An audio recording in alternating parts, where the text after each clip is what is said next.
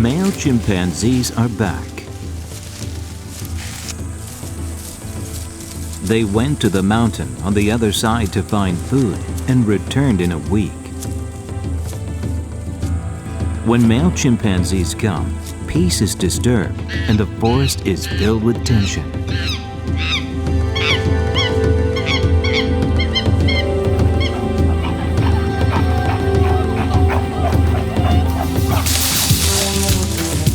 As usual, they begin to turn the place upside down.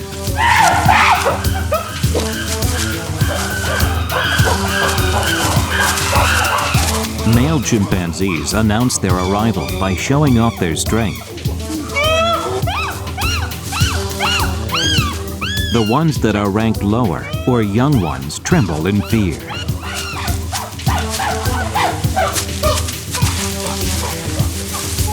And the ones with higher rank enjoy the pleasure of submission.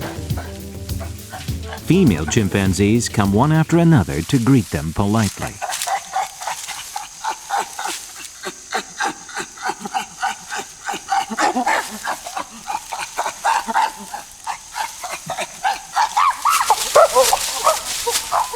The place is ruled by the law of the jungle.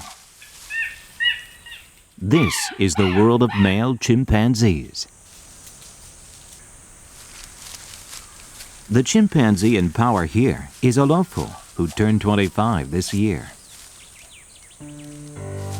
The leader is a male in his prime in most cases, but not necessarily the strongest one in the group. Along with the strength, a leader needs strong character and gentle charisma to unite the group. Having both strength and cleverness, Olofu has kept the post by suppressing challengers for 5 years.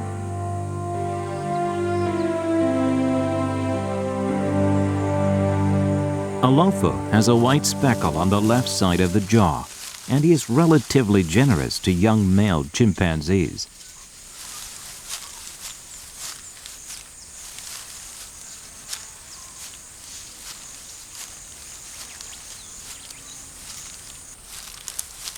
When he patrols the territory, he brings a young male chimpanzee with him sometimes, and the young one can learn the leader's role and also taste a different kind of fun.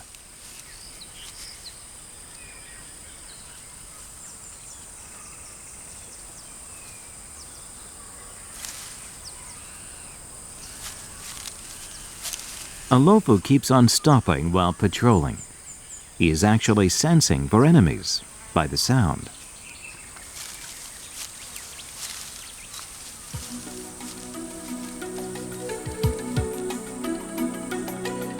For most primates, one male protects females nearby, but for chimpanzees, males in higher rank join the alpha male to protect their territory.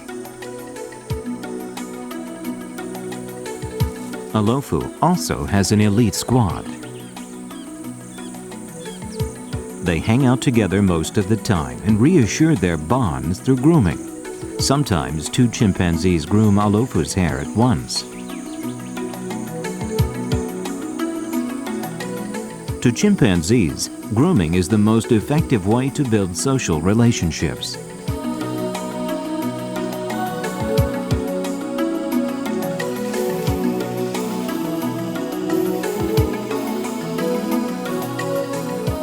Male chimpanzees spend as much as 4 times more on grooming compared to female chimpanzees, and this is because they need more time to make peace for confronting in competition.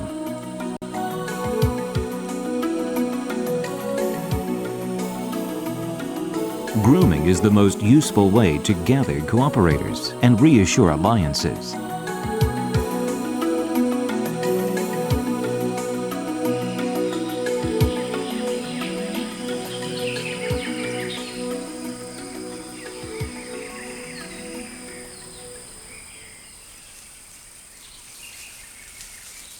Although he is at the top of the ranks, Olofu doesn't always have peace of mind, because there are others who have an eye on the leader's place.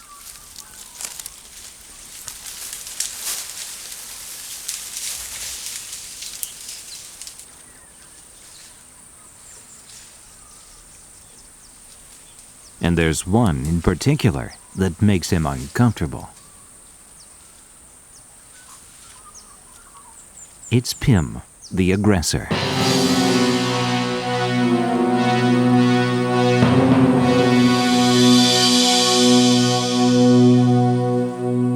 He always squares his shoulders and shows off his strength, and he loves to scare other chimpanzees.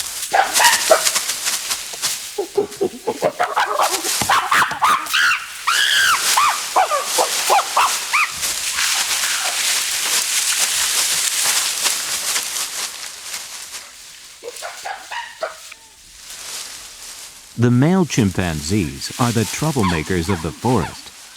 Why do they display their strength, and why are they so obsessed with rank?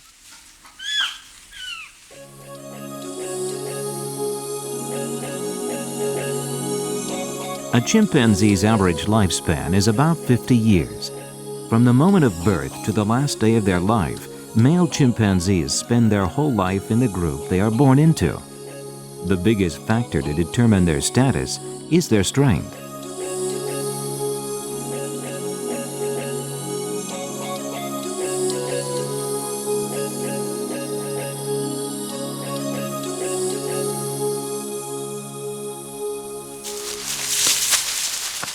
Since childhood, male chimpanzees naturally learn to display their strength through play and competition, and to estimate each other.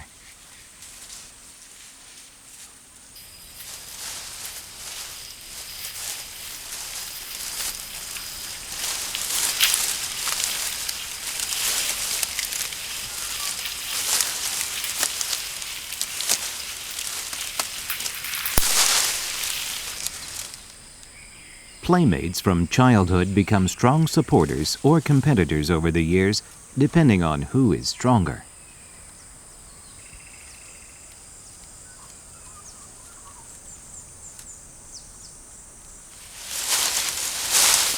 For this, young male chimpanzees imitate adults, and around age 7, they begin challenging each other along in the dream of becoming the alpha male.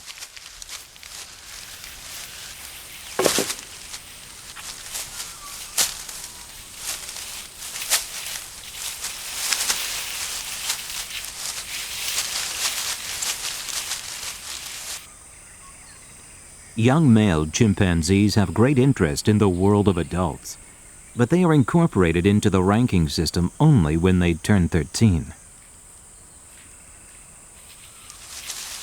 The only time the adult male chimpanzees play with young ones is when the group is in peace.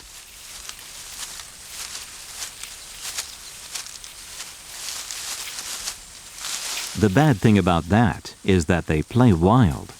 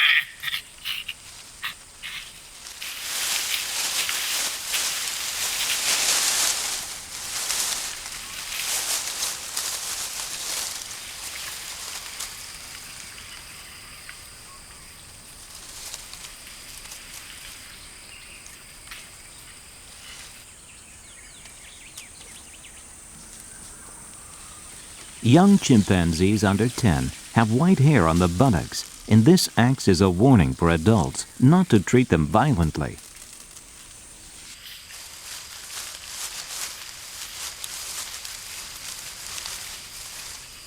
For this reason, older chimpanzees are lenient to the rambunctious play of younglings.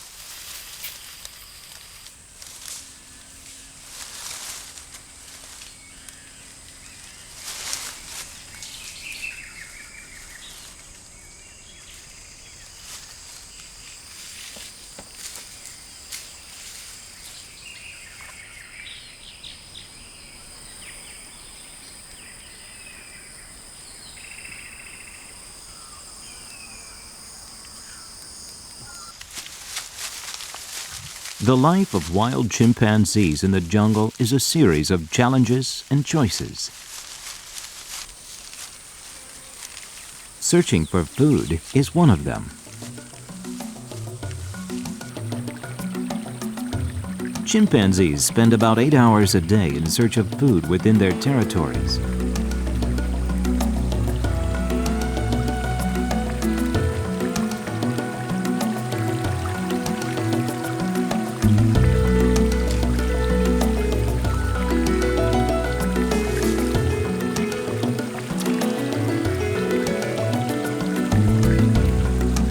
Inside their minds, they have a map of their home range. They know how to get to the valley and where to drink water.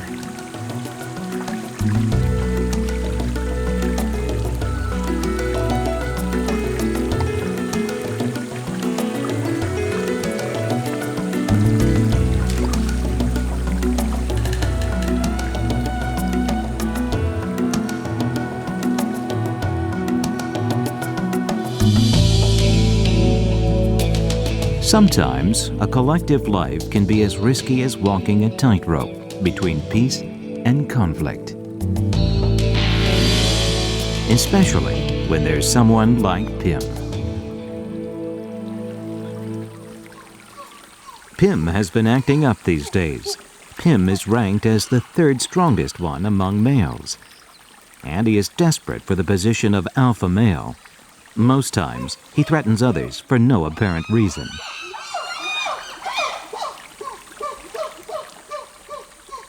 When Alofu, the boss, is not around, even the elite chimpanzees accompany Pim. A male chimpanzee group is important because they can unite and take down an opponent they can't usually oppose.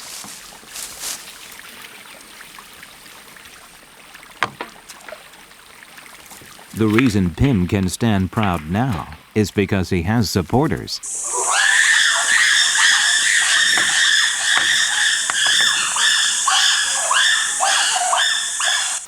Peace returns to the valley after Pim has gone.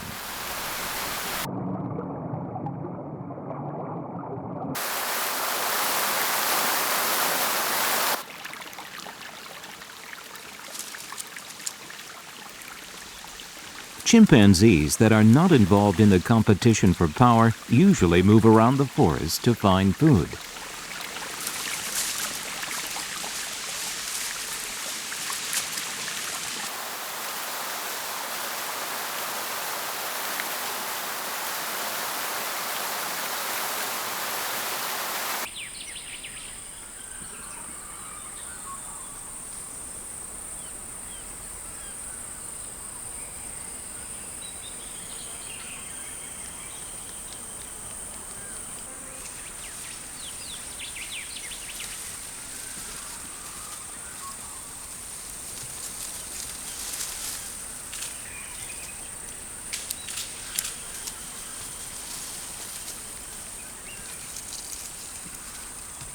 Over in the valley, their favorite fruit awaits them: lemons.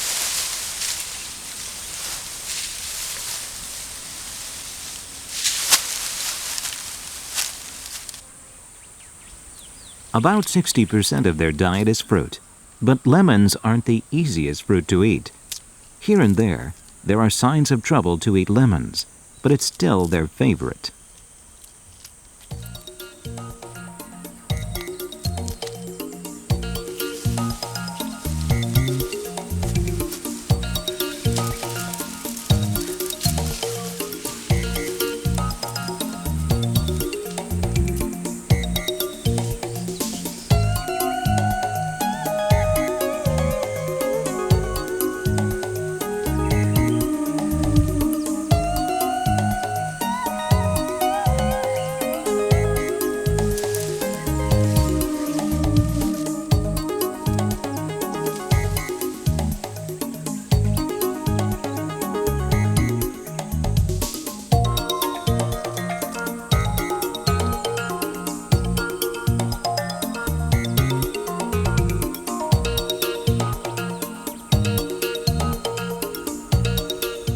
Chimpanzees don't usually store food, so they eat as much as possible.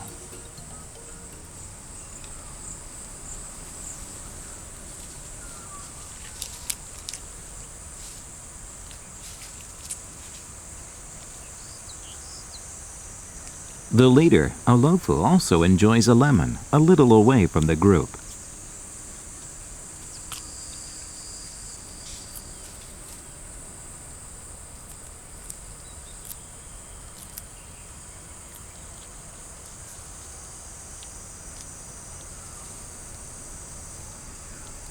He seems at ease, but Alofu can never be at ease from the tension even for a moment, because any young and strong male can challenge him at any minute. Pim is the one he must watch out for.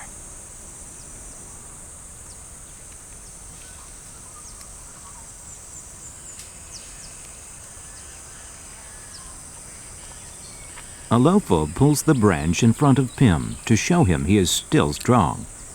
It is a gesture to depress the secret ambitions of the challenger.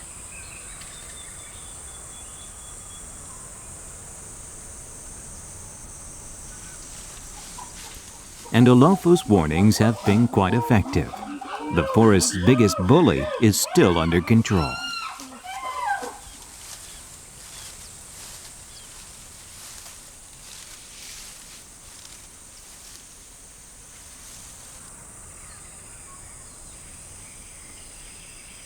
Weariness and a nap follow the feast.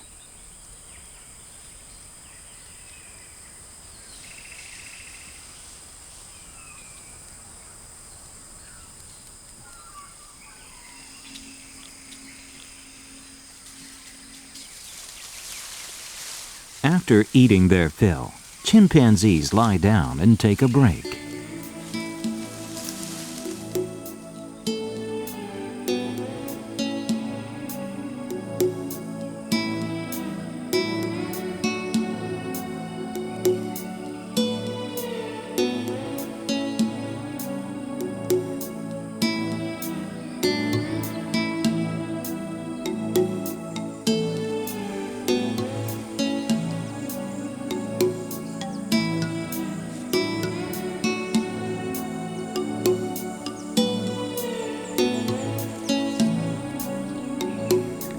Grooming usually takes place among close relations or with ones they want to be close to.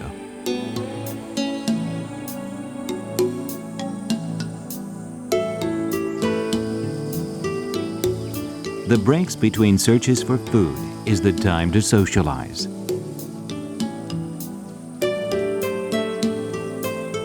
It's a chance to hang out with friends they haven't seen for days and weeks.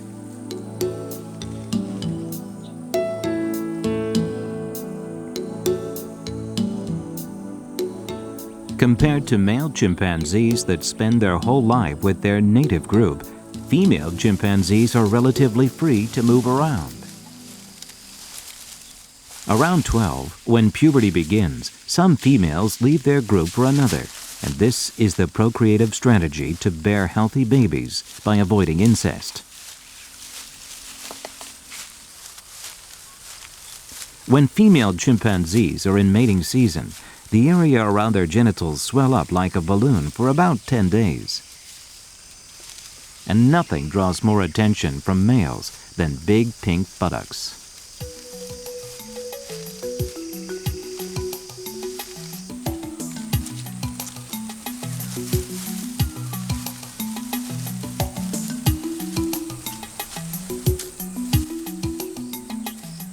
For chimpanzees, mating isn't reserved for the alpha male only.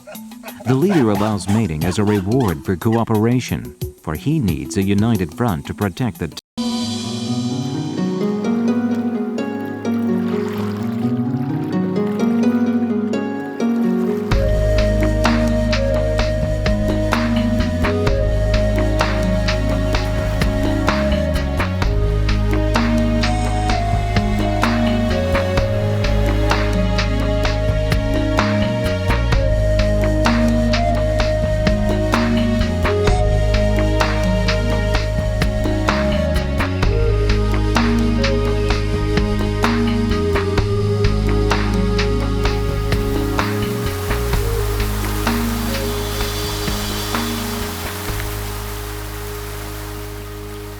In no time, the dry season begins in the chimpanzee habitat in Mahale.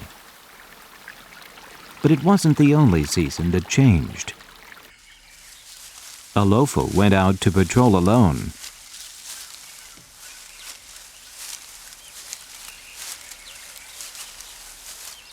He looks around carefully to see any trace of intrusion from the outside, but his enemy wasn't outside of his territory.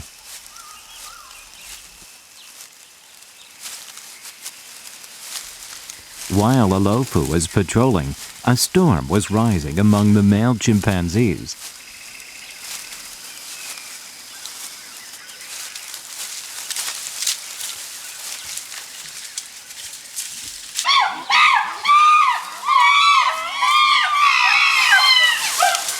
And in the center of it was none other than Pim. He riots more wildly than usual, and other chimpanzees are also agitated.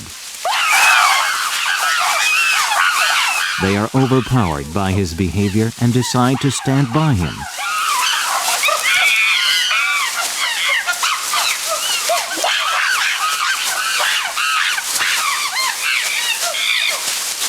The situation had become already uncontrollable when Alofu came back. Pim didn't greet the alpha male like he usually did.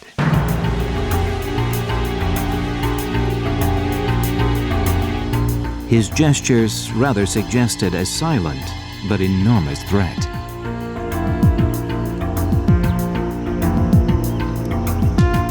Alofu needed collaborators to stop Pim, but no one stood forward.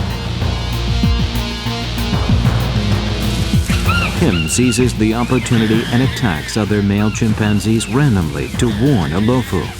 The forest turned into a pandemonium in just a moment.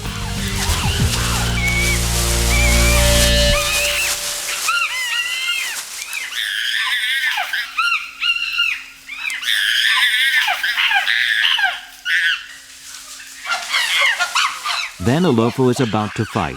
He can't believe what is happening before his eyes.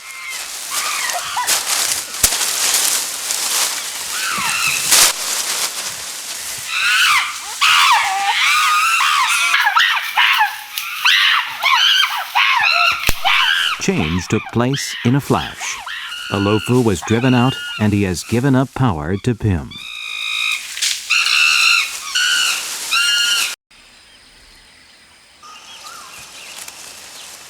Alofu waits until Pim is alone and he goes behind him and sits down quietly, keeping enough distance to show he's there.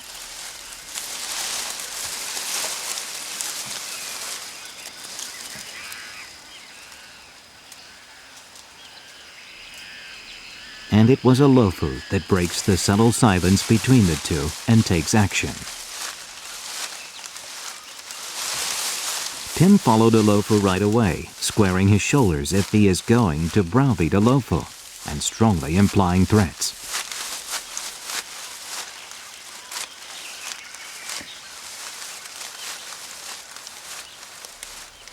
Studying Pim's face and avoiding other male chimpanzees, Alofu is taking him to the quiet place in the forest.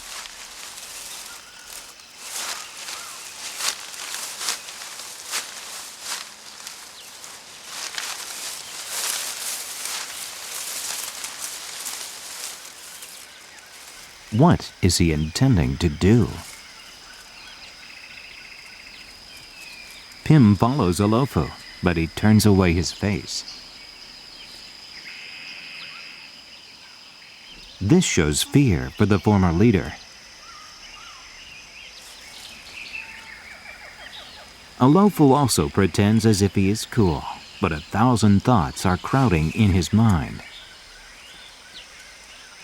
Because he has to decide whether to fight Pim to reclaim the power or submit to the new king.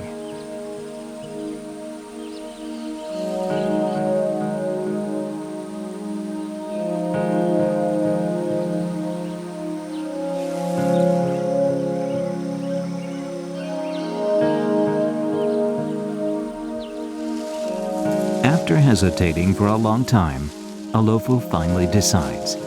His choice was submission.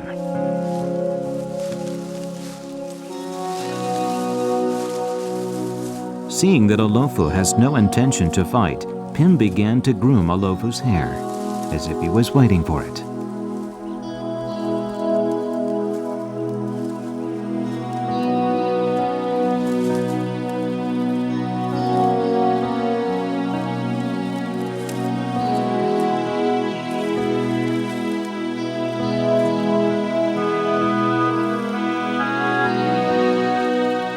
It's the moment they put an end to their power struggle. From then on, the former alpha male Olofu becomes a great supporter of Pim. Olofu's attitude changed clearly after that day.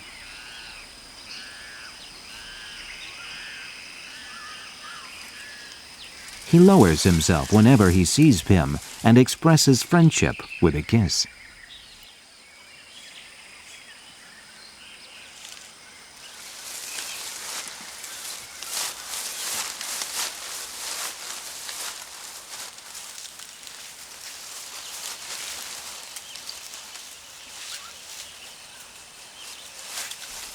Olofu gave up his power, but also gained something.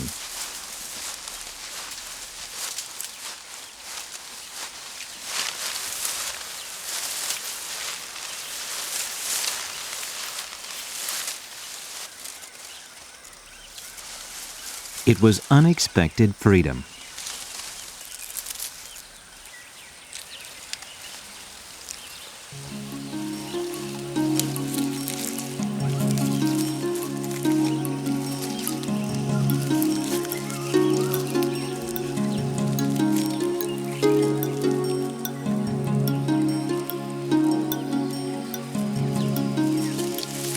He can now eat his food with peace of mind, and he doesn't have to be on alert to patrol the forest anymore.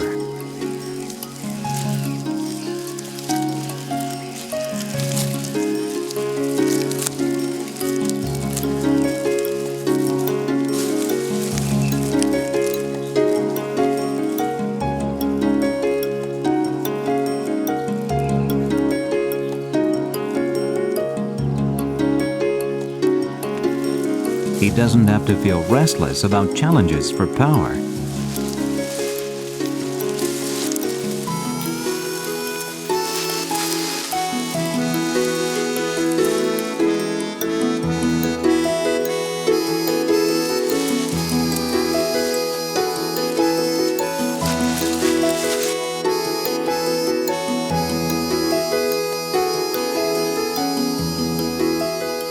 He doesn't have to worry about the commotion among male chimpanzees in the forest.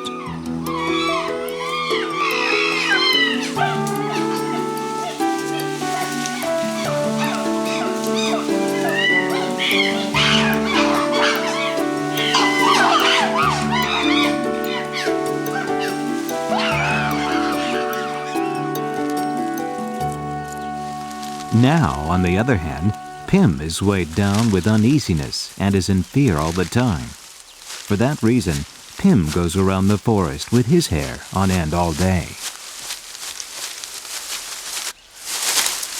Pim becomes the symbol of fear among the chimpanzees of Mahale.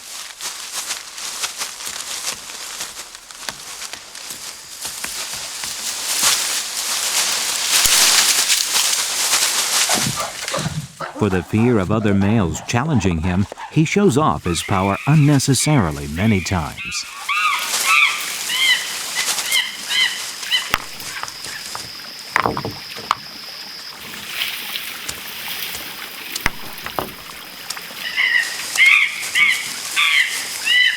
A leader needs strength, tolerance, and strategy, but Pim only has an aggressive temperament.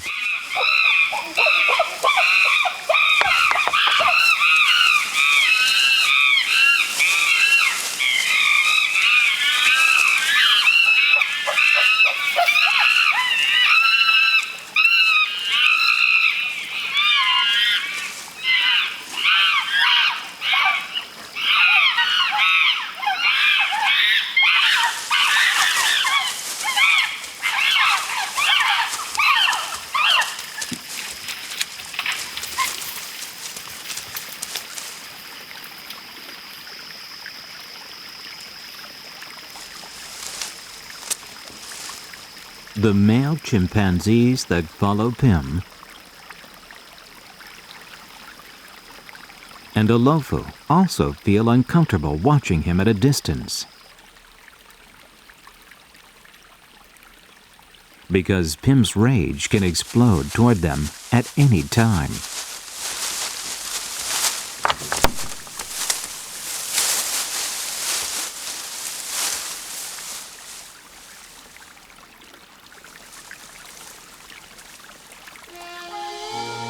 Olofu hides himself behind the rock. He had power once, but it was like a mirage that didn't last forever.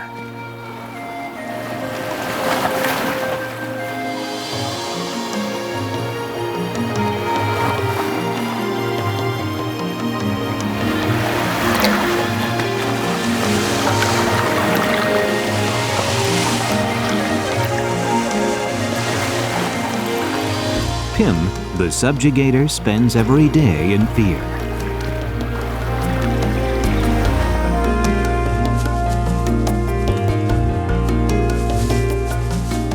The dark side of power.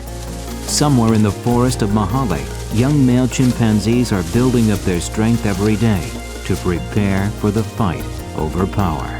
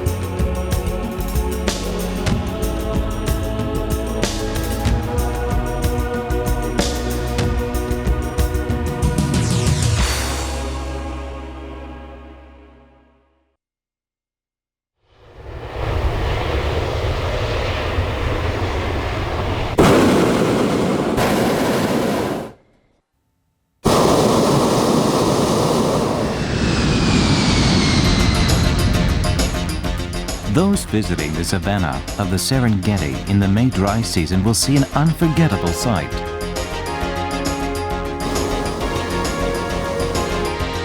There is a dark wave spreading through the green savanna.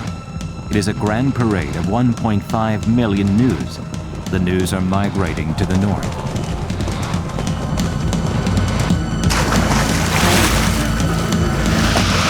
This 1,000-kilometer journey involves deadly risks and unavoidable deaths.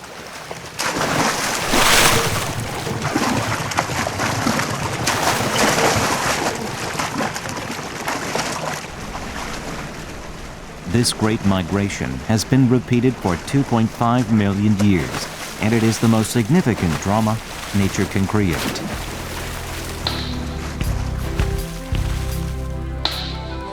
Why have they been migrating for so long?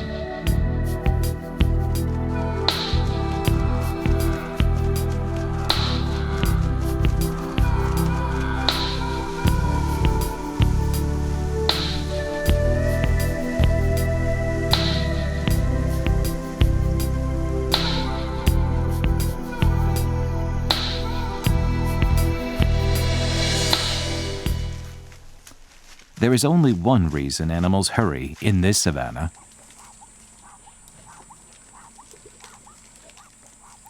They are looking for food. Elephants have to move more often, as the gluttons usually spend 16 hours eating 180 kilograms of food a day.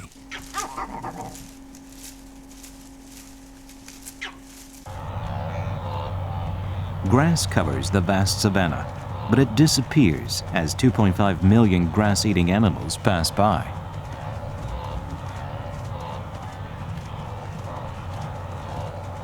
In the dry season, 1.5 million gnus searching for water and fresh grass begin to migrate.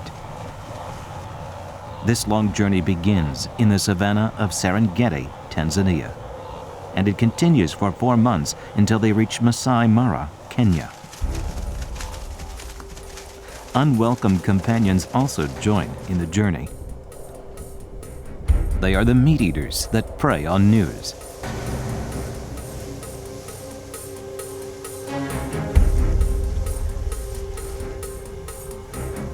If gnus lower their guard even for a moment, they will instantly turn into a lion's feast.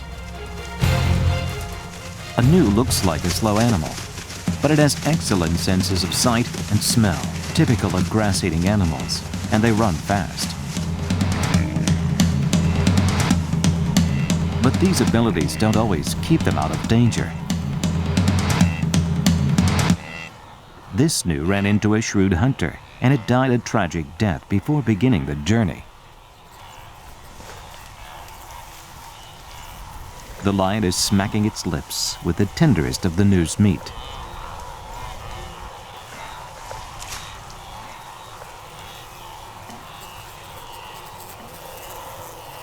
The scorching sun is the enemy of all the animals.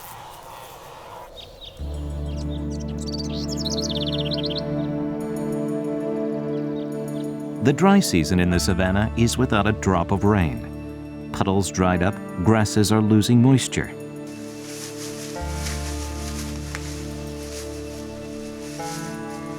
The zebra is continuously bathing in the dust to protect its skin from the hot sun. The savanna is burning without a bit of shade, but gnus keep marching forward silently, enduring the intense heat as hot as 95 degrees Fahrenheit. Right now, there is only one thing that all animals hope for: water.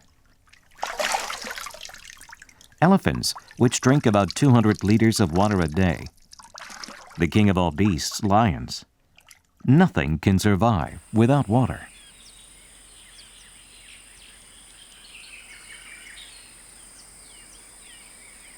The Gombe River in the northern end of the Serengeti. This is the largest source of water in the northern savanna.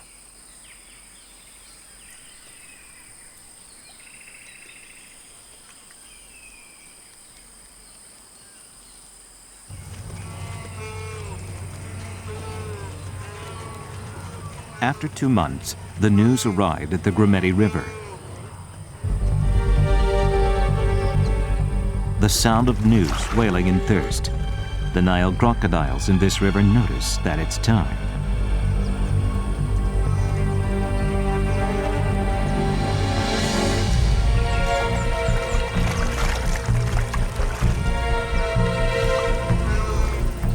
The gnus ran and ran for days without drinking a drop of water.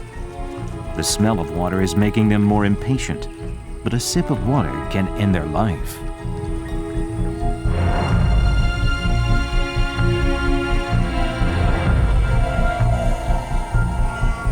Elder experienced gnus are careful, but the young gnu just born this year doesn't know the danger yet.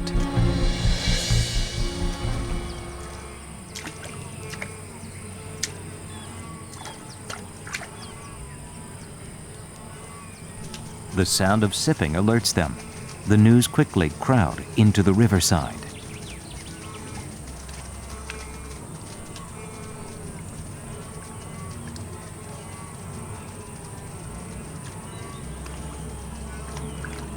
This is the very moment crocodiles have been waiting for.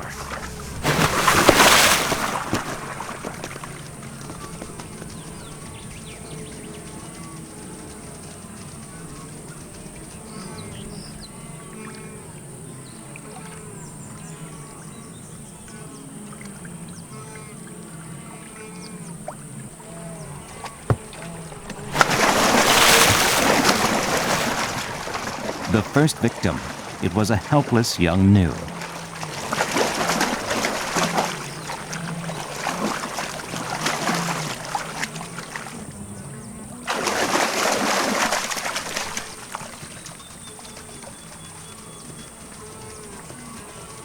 They know hungry young crocodiles are waiting for them, but news need water. The thirst is as desperate for them as the risk to their lives.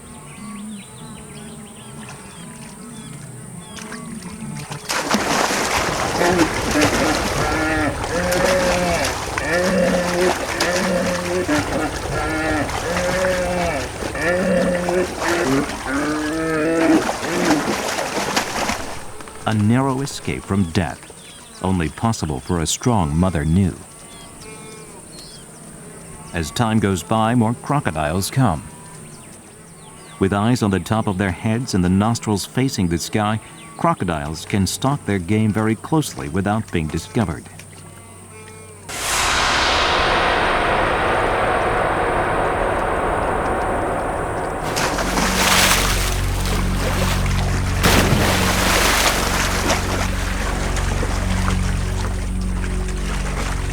And when it catches a gnu, it drags it into the water to drown it.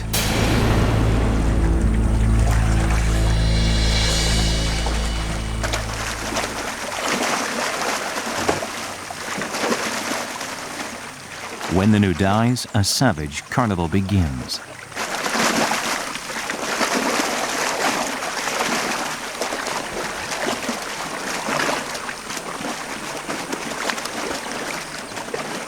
Crocodiles bite the gnu and twist their bodies to tear off the gnu's flesh and bone.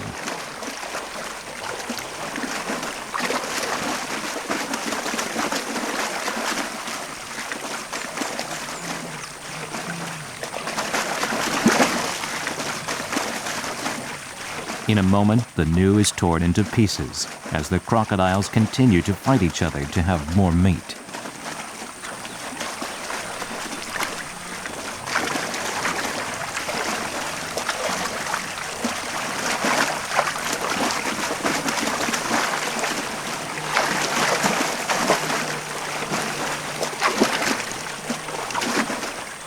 A crocodile has as many as 66 sharp teeth, but they are only good for biting.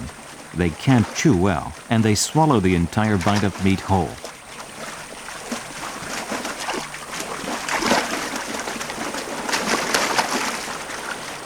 The tail, which makes up about 40% of its body, is the source of its strength. They use the strength when they turn around, burst from the water, or catch a fish. The biggest one in the pack is the leader, and it always takes the best part, the head.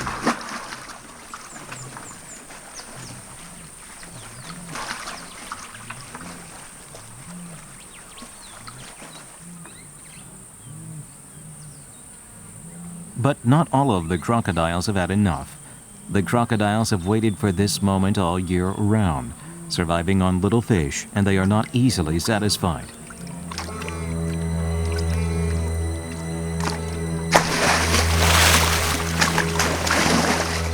They take another youngling.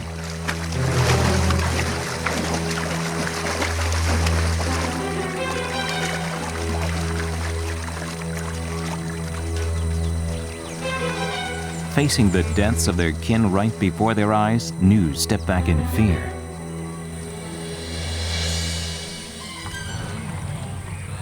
But patience doesn't last long because of the thirst.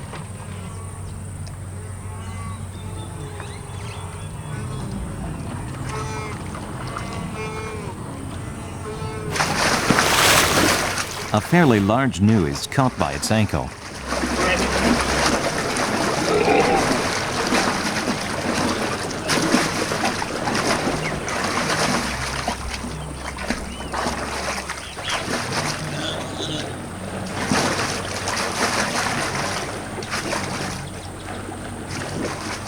Crocodiles pull their game into the water to drown the game. The gnu fights back, but is dragged into the water.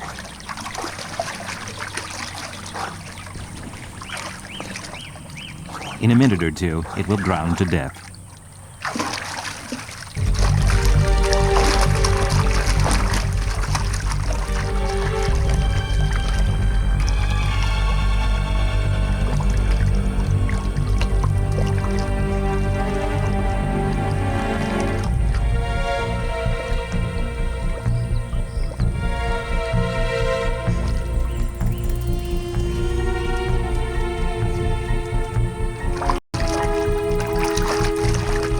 The carcass of another gnu floating nearby stokes terror in its heart.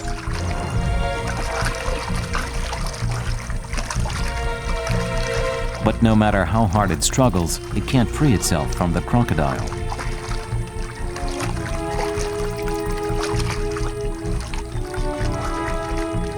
The crocodile is trying to drag the gnu into the water again.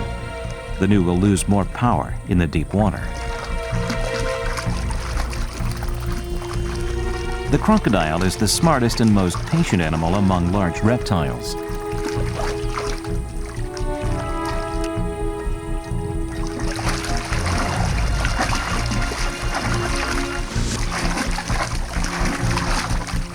Using all the strength left in it, the gnu steps on the ground with its foreleg.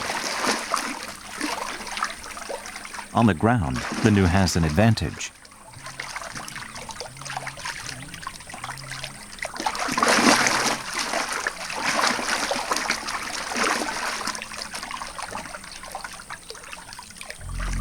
The crossroads of life and death. It's a desperateness that can't be shared with anyone else.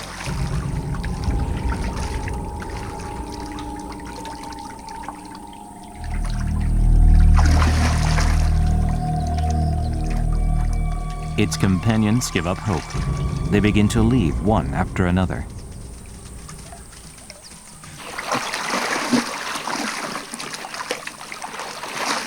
The gnu begins to fight back more desperately, but it only makes it worse. When the gnu loses its balance, the crocodile gains the upper hand.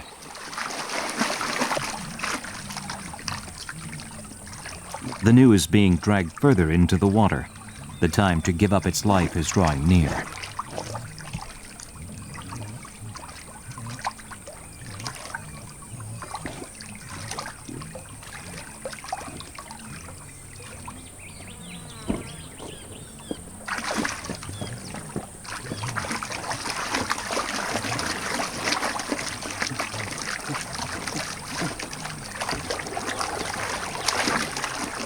But at the last moment, the crocodile becomes exhausted and gives up.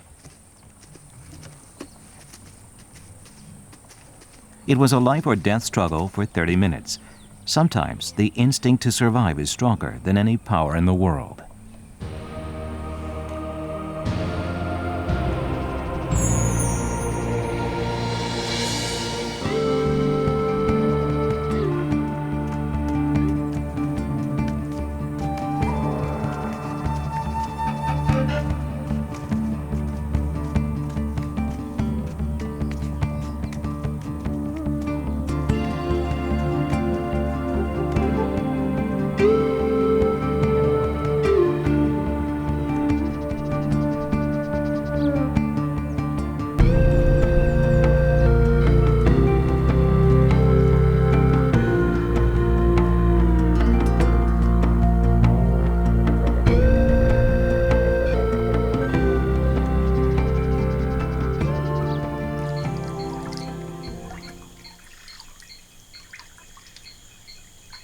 It is quiet again as if nothing happened. This peace will not be broken for 1 year, until news come back.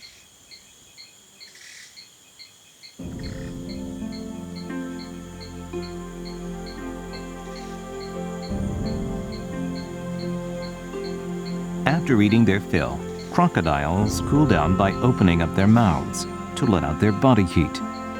Crocodiles are the oldest living reptile, with 65 million years of history. They will survive on fish and birds until next year. They can survive a year by eating only half their weight.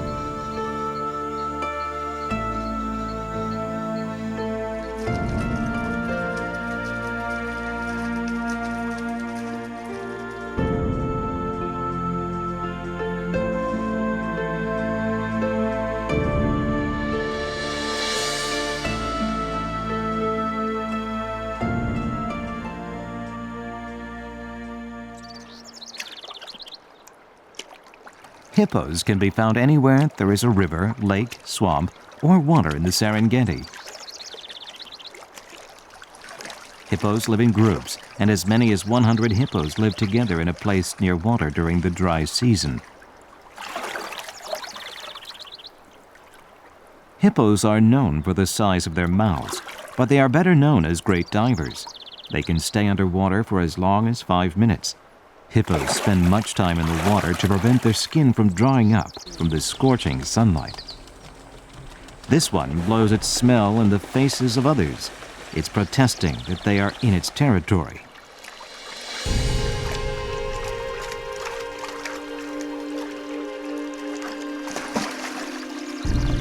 Hippos are very exact about their territory.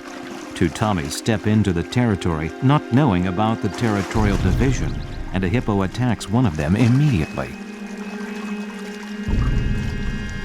The other Tommy is also attacked. The intruders are killed.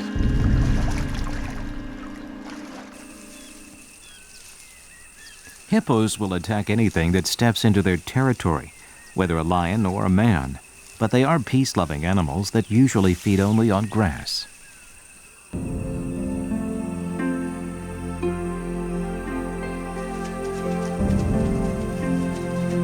News migration paths include a region covered with dense forest.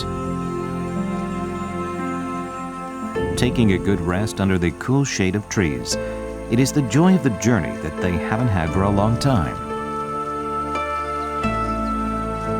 After a quick break, news begin to move again.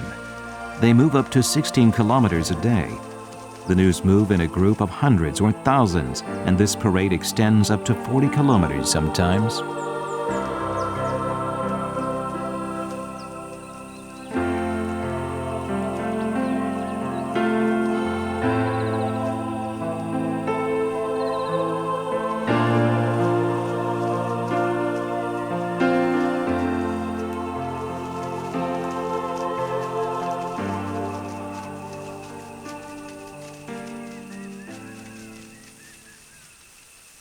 In the Northwest, a region covered with dense forest, there are many animals that are hardly found in the savanna, like the giraffe that eats thorny acacia leaves by rolling its long tongue to tear them.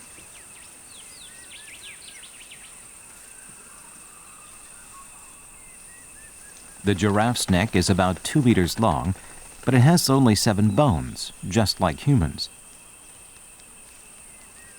With a long neck and a long tongue that it can extend 50 centimeters, giraffes can easily get to leaves other animals can hardly reach.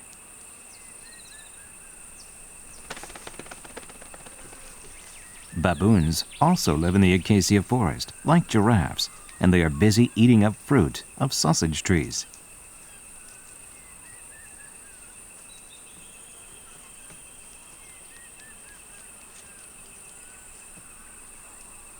Young baboons live on their mother's milk until they are 8 months old.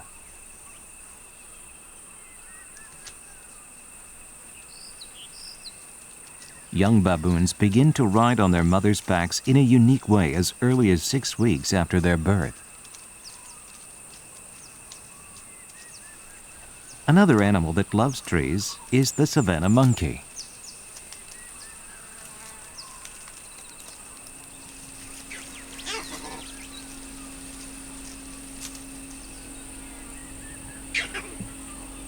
It's easy to find savanna monkeys picking lice from each other's hair all around the Serengeti. They are the most common monkeys in East Africa.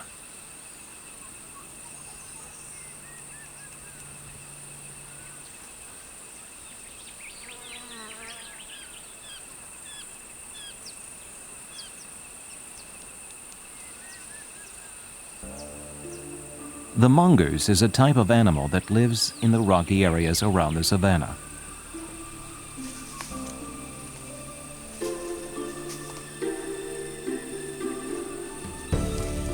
In the bush, beside the rock, a rock hyrax is enjoying a meal.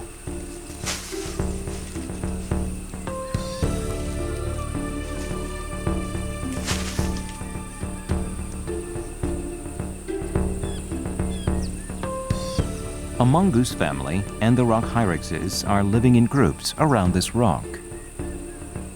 A rock hyrax raises its younglings in the crack of a rock and feeds on bushes and leaves. The younglings love to take a sunbath on their mother's back. There are many different natural environments, such as rocks, grass, and trees, and over 500 different species in the Serengeti.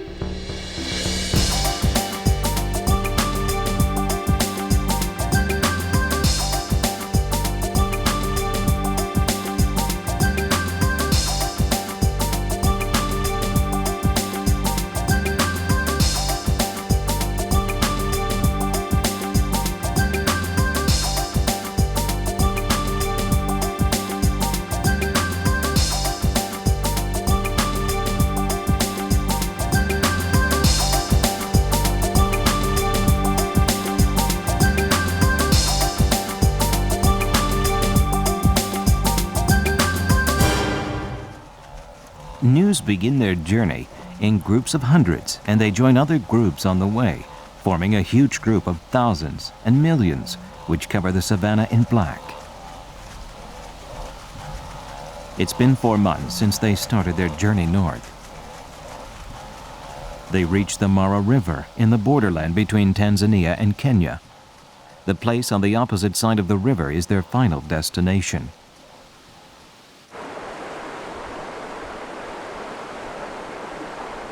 But for the Gnus, there is a huge barrier. It's the 30-meter wide Mara River. They need to cross it to get to their final destination.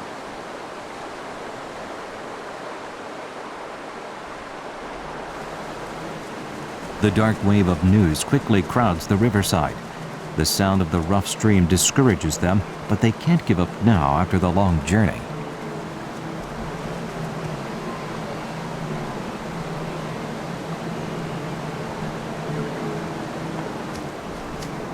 The leader steps forward.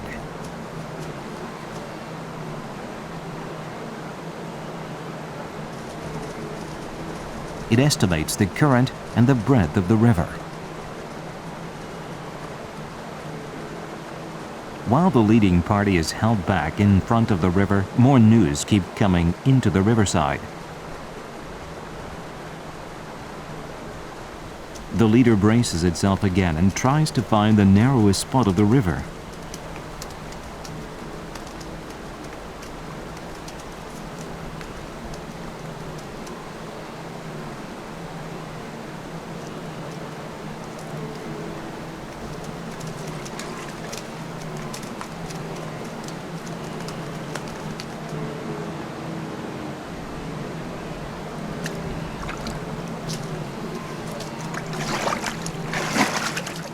Finally, the leader makes a decision, but is discouraged as soon as the cold water hits its jaw.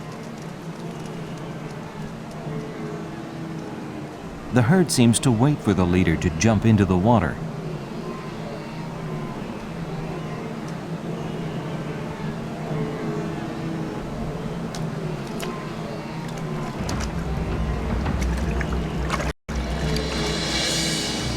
After trying for a third time, the leader begins to swim.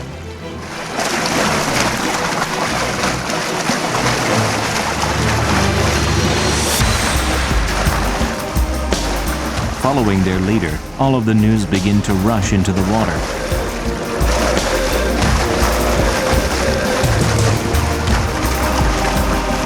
Following the instinct handed down in their blood for the last 2.5 million years, the Gnus challenge the rough stream.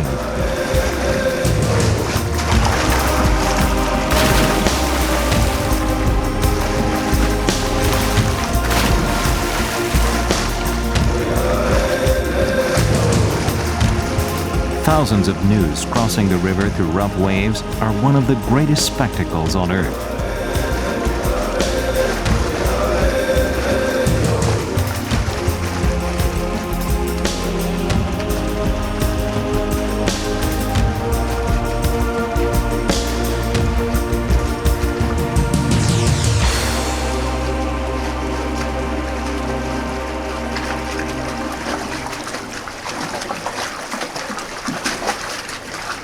They continue to march forward using all of the strength they have. In fear they can drift away at any moment if they run out of energy. There are already some victims. There are also some Gnus that lose courage and go back.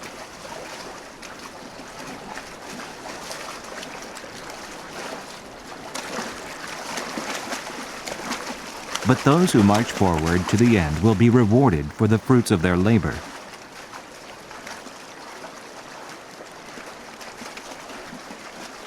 The battleground is covered with carcasses. Another new has crossed the death line dramatically.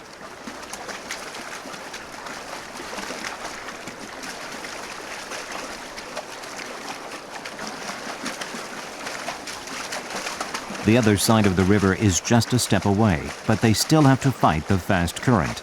It's shallow, but the current is so fast that they can drift away if they miss their step.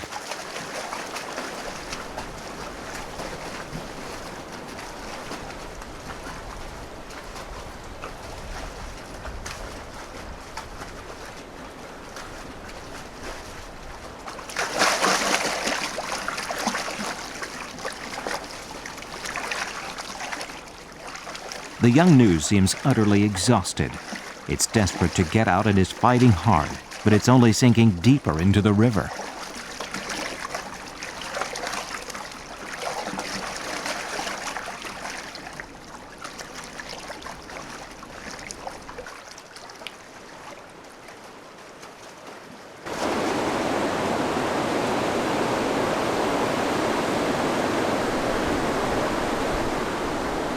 All around the river, vultures, the scavengers of the savannah, are excited to have a feast.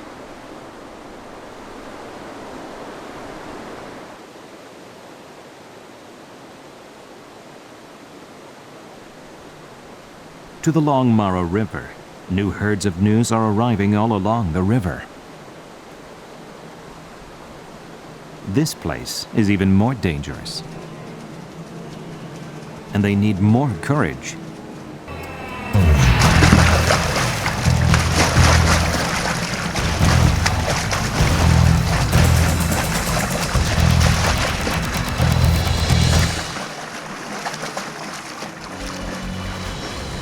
The crocodiles have been looking for a chance to begin hunting.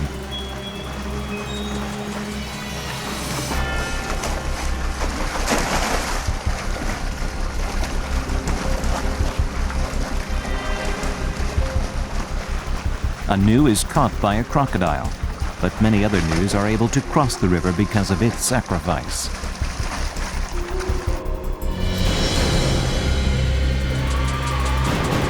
Thousands of gnus have crossed the river safely with the sacrifice of just a few gnus.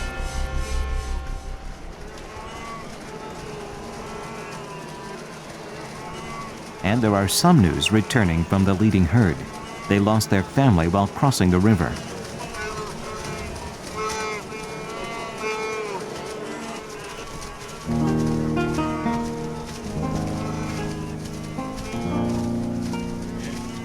Mothers that have lost their younglings are worried.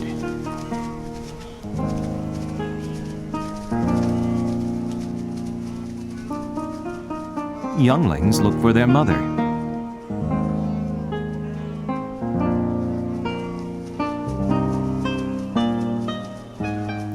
Mothers and younglings are frantically looking around to find their families among newly arriving gnus.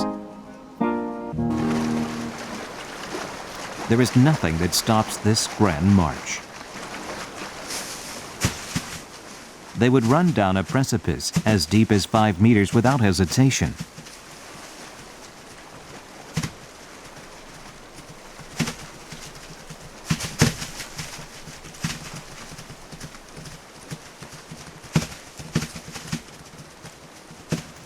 A young gnu missed its step while jumping down the cliff.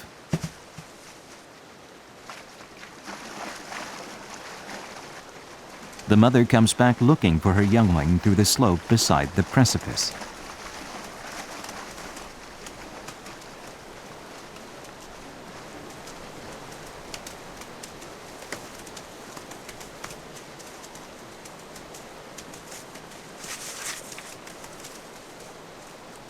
The mother and the child are left alone here. If they don't hurry and join the herd on the other side of the river, they can become prey to beasts.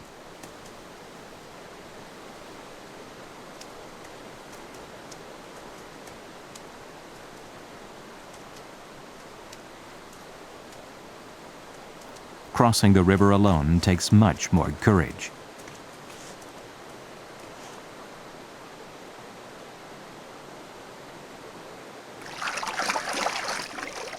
The mother hesitates but begins to lead the way.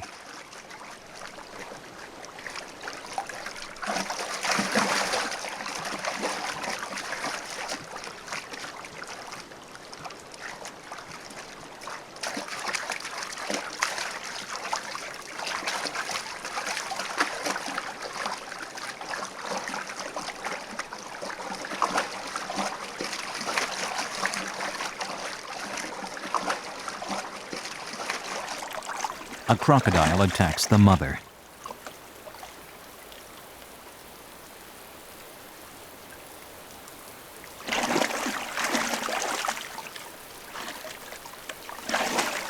To make things worse, the river begins to swell with the passing rain.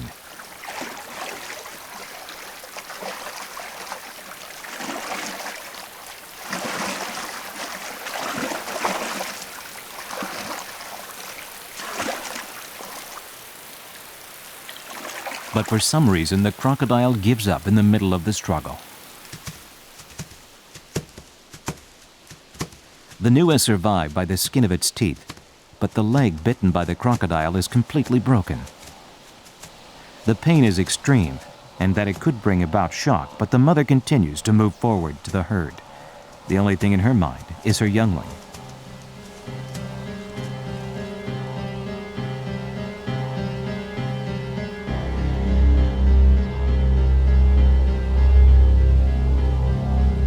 But the herd is getting further away from her.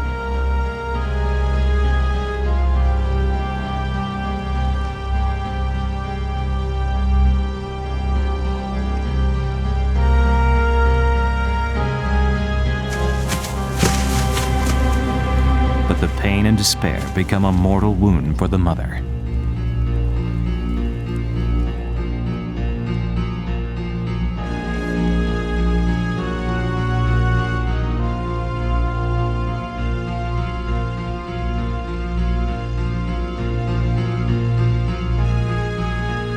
Just before the promised land, the mother had to abandon its journey.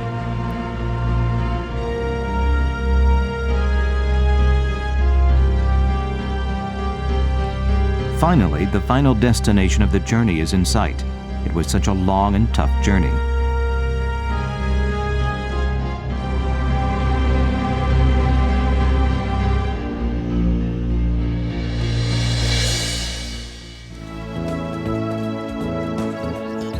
A new world with newly grown grass is just a few steps away.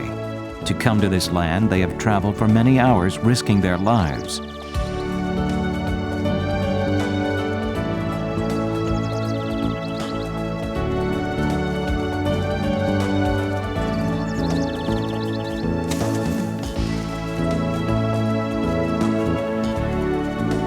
The news will stay here for a month, enjoying fresh grass, and return to the savanna of the Serengeti.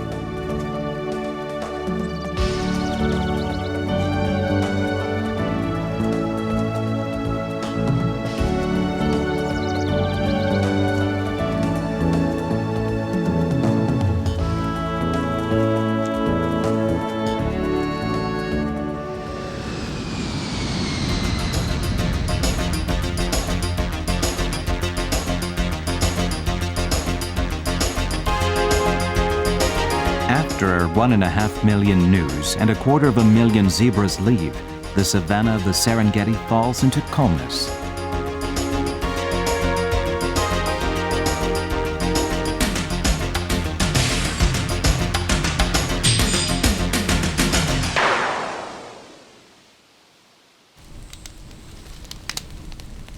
After all the gnus leave, the Serengeti National Park Service sets a fire in the savanna. Each year, when the savanna dries up, large fires break out naturally, and the Park Service burns only grasses to protect the trees. After burning the grasses, harmful insects such as mosquitoes and flies will disappear, and new grass will grow faster.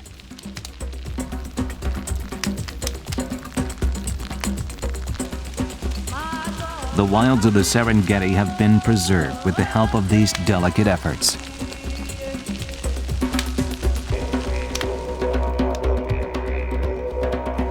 The savanna of the Serengeti and the Ngorongoro crater were originally the Maasai tribe's territory.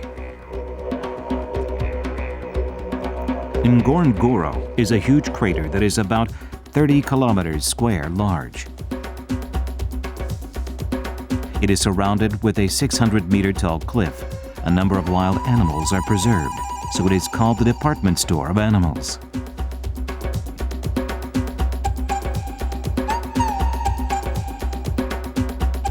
As one of the most invaluable resources for the human race, the value of its preservation was recognized, so the place was designated as a nature preservation area in the early 1950s.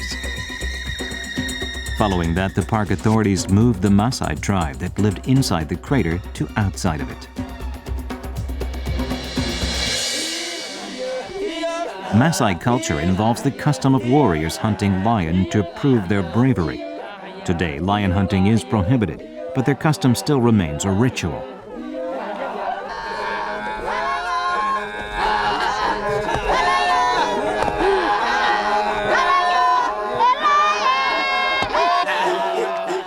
The warriors leading the hunting party jump as high and stamp their feet before the hunting. This is to threaten the lions.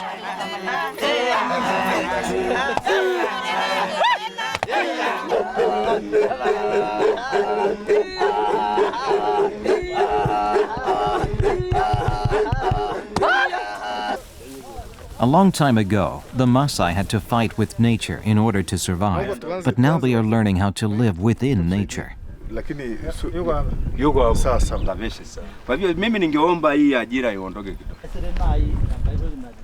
Periodically, they educate the Maasai about the preservation of nature in the Ngorongoro Preservation Area, because they can't maintain the natural environment without the help of the people who actually live with animals.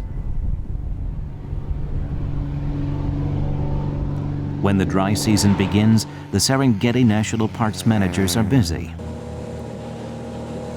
Because of the increasing number of poaching, poachers hunt gnus that begin to migrate and other beasts that move along with the gnus. The park authority monitors poaching using a variety of means available. The surveillance plane flies over the savanna to look for poachers.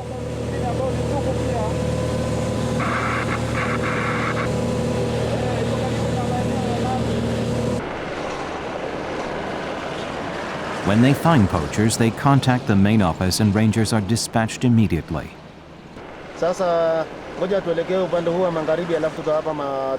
All rangers must be armed, because it's very dangerous to deal with poachers that use various weapons.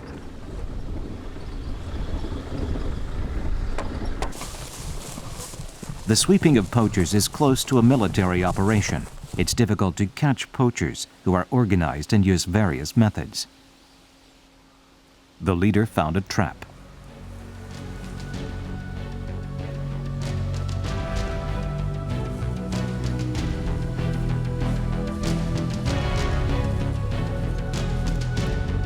Poachers set a snare made of wood, wire, and tree bark.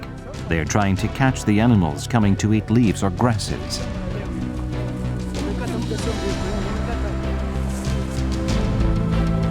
Finally, poachers are in sight.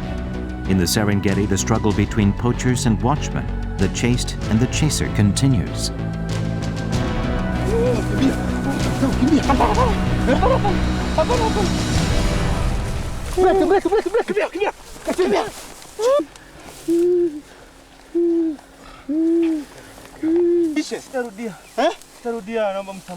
There are 3 poachers, and all of them live nearby.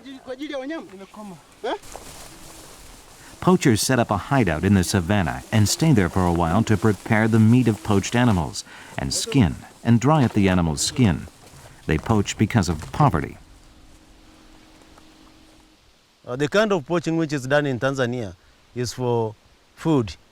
They mainly go into the bush, hunt those animals, just mainly, I said, for food. You can see people like those, they look poor. The confiscated skins are burned on the spot to prevent them from being introduced to the black market. But no matter how much effort they put in, poaching is difficult to eradicate. To those who are desperate for a meal, the survival of themselves comes before the survival of animals.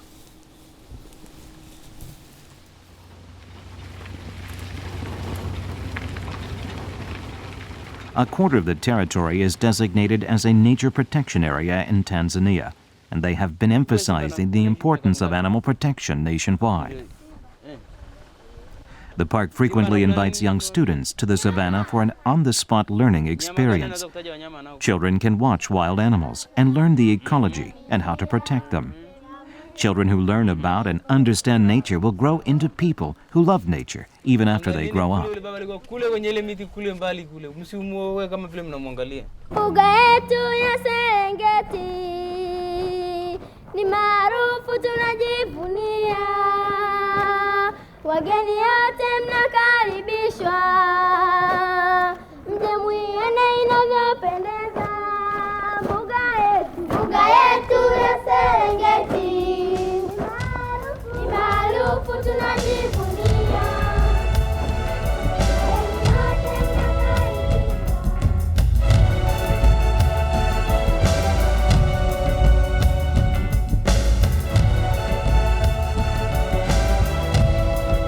Animals lived here before the human history began millions of years ago, and they will continue to live here.